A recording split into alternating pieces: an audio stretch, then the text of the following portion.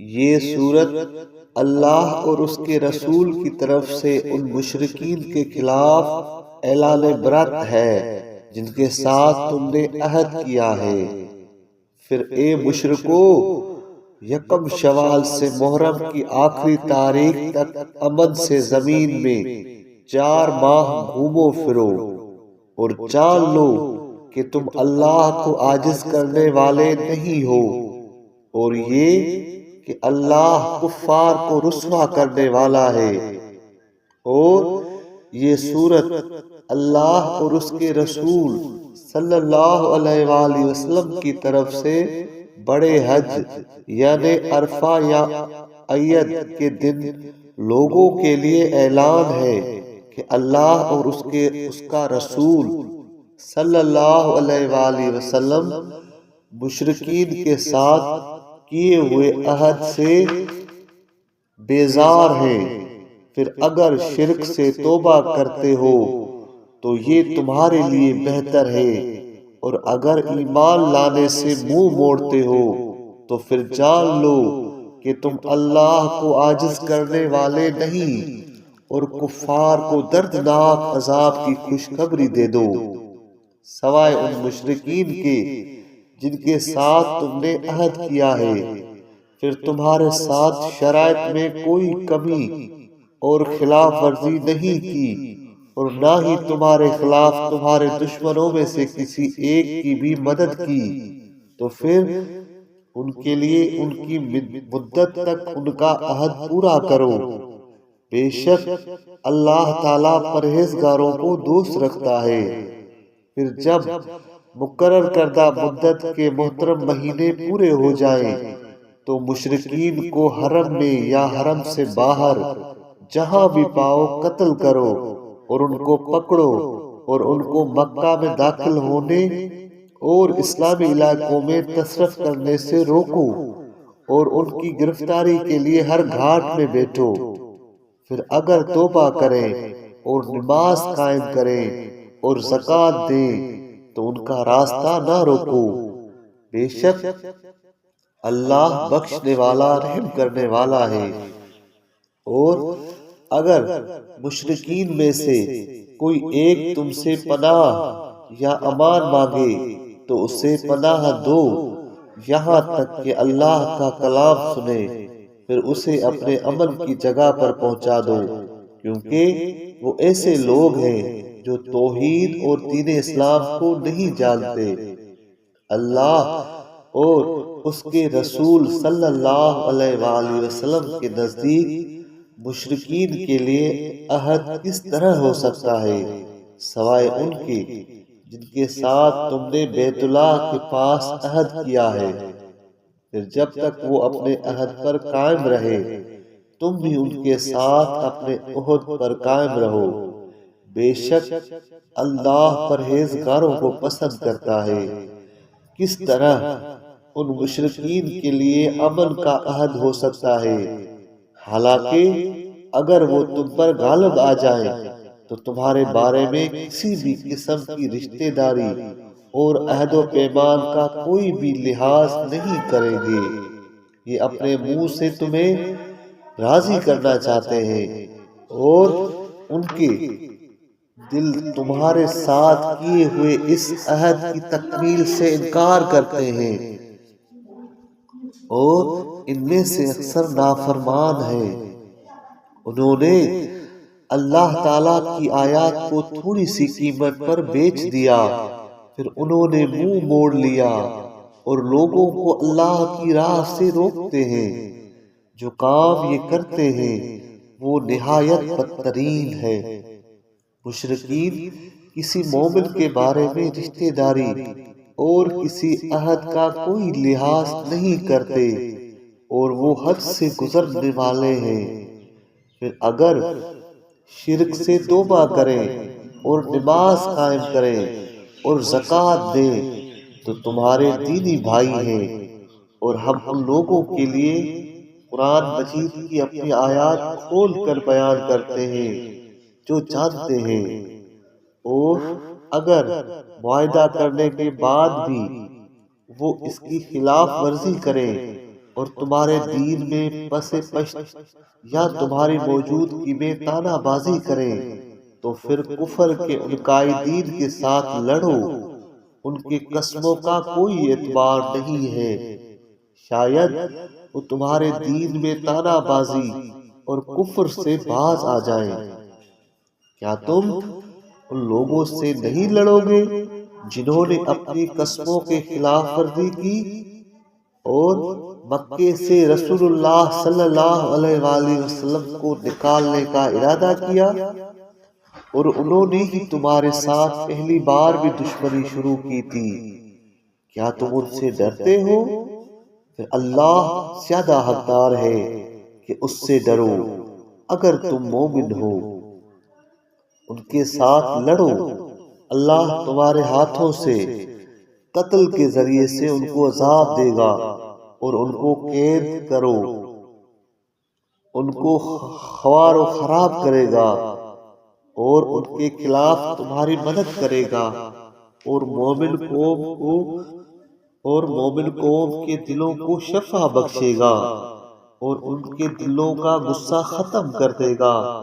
اور مشرکین میں سے جس کے لیے چاہے گا اسے توبہ کی توفیق دے گا، اور اللہ جاننے والا حکمت والا ہے۔ کیا گمان کرتے ہو کہ تمہیں یوں ہی چھوڑ دیا جائے گا؟ حالانکہ اللہ نے حکم فعال میں موجود کمال حکمت سے ابھی تو یہ جانا ہی نہیں ہے کہ تم میں سے کس نے جہاد کیا اور کون ہے جس نے اللہ اور اس کے رسول صلی اللہ علیہ وآلہ وسلم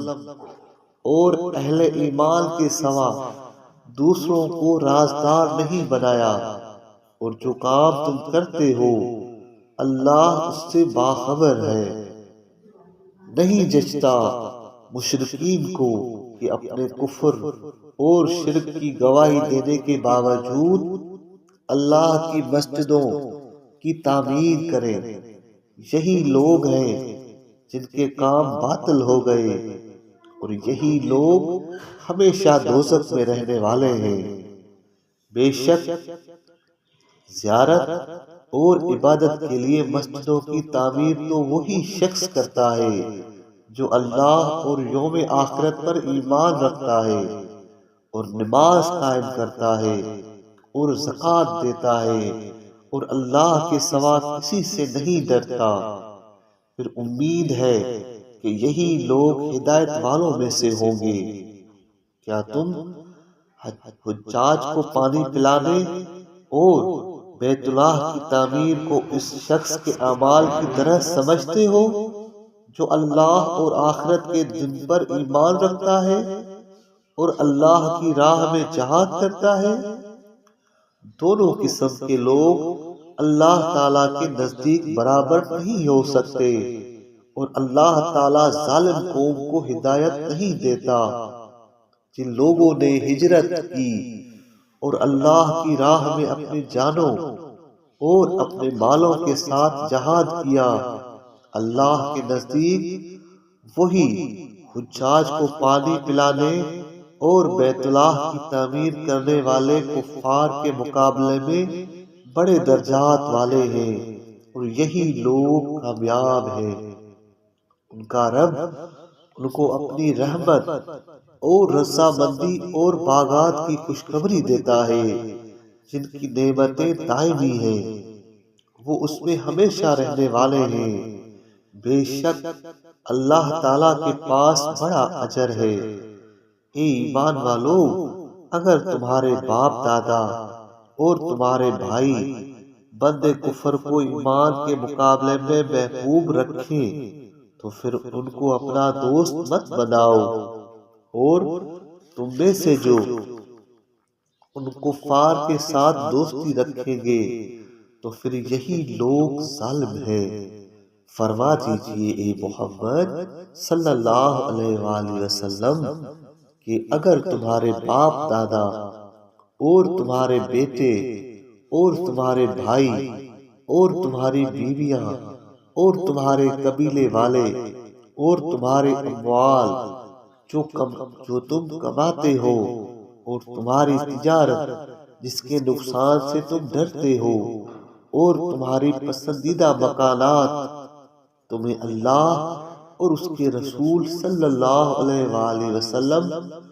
اور اس کی راہ میں جہاد کرنے سے زیادہ پسندیدہ ہے، تو پھر مکے میں انتظار کرو یہاں تک کہ اللہ تعالی فتح مکہ کے بارے میں اپنا حکم لائے، اور اللہ نافرمانوں کو راہ نہیں دکھاتا۔ بے شک اللہ نے بہت سے موقع پر اور حنین کے دن بھی تمہاری مدد کی، جب تمہیں اپنی کثرت یعنی 12,000 لشکر کی تعداد نے تعجب میں ڈالا، پھر کوئی بھی چیز تمہیں بچا نہیں سکی، اور زمین اپنی کشادگی کے باوجود تم پر تنگ ہو گئی، پھر تم پیٹھ پھیر کر بھاگے۔ پھر اللہ تعالیٰ نے اپنے رسول صلی اللہ علیہ وآلہ وسلم پر اور مومنین پر اپنی تسلی نازل فرمائی، فرشتوں کے وہ لشکر اتارے جن کو تم نہیں دیکھا، جن کو تم نے نہیں دیکھا، اور کفار کو عذاب دیا، اور یہی کفار کی سزا ہے۔ اس کے بعد اللہ کفار میں سے جسے چاہے گا اسے توبہ کی توفیق دے گا، اور اللہ بخشنے والا رحم کرنے والا ہے۔ اے ایمان والو، دراصل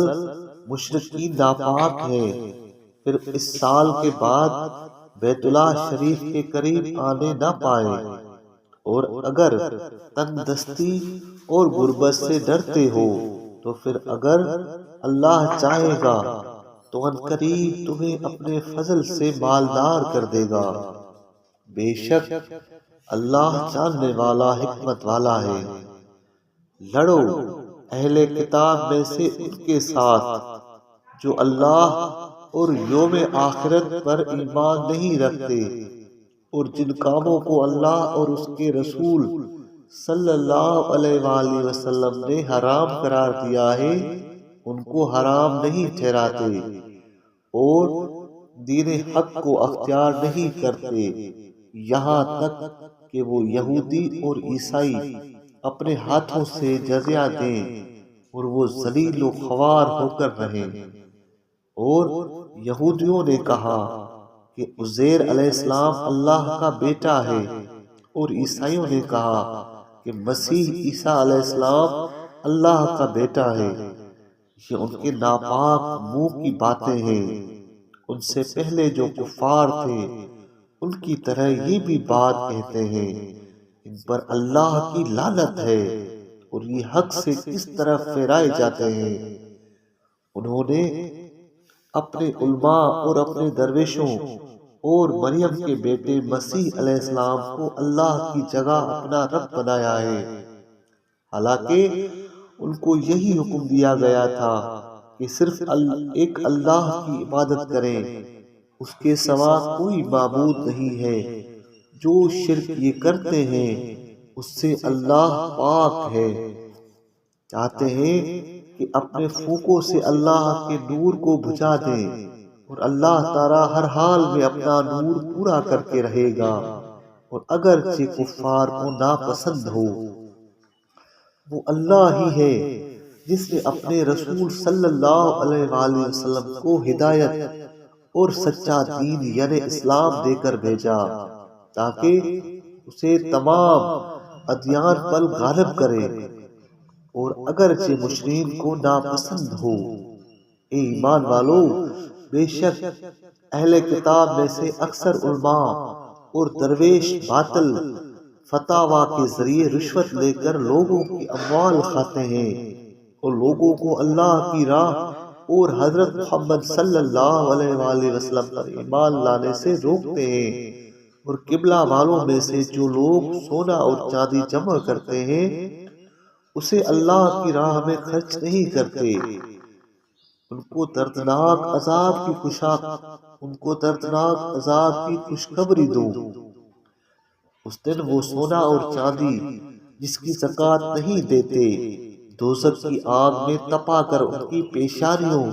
اور ان کے پہلوں اور ان کی پیٹھوں کو داغا جائے گا، کہا جائے گا کہ یہ ہے وہ مال جو تم نے اپنے لیے جمع کیا، پھر مال جمع کرنے اور وکیلی کرنے کا مزہ چکھ لو۔ صدق اللہ العلی العظیم۔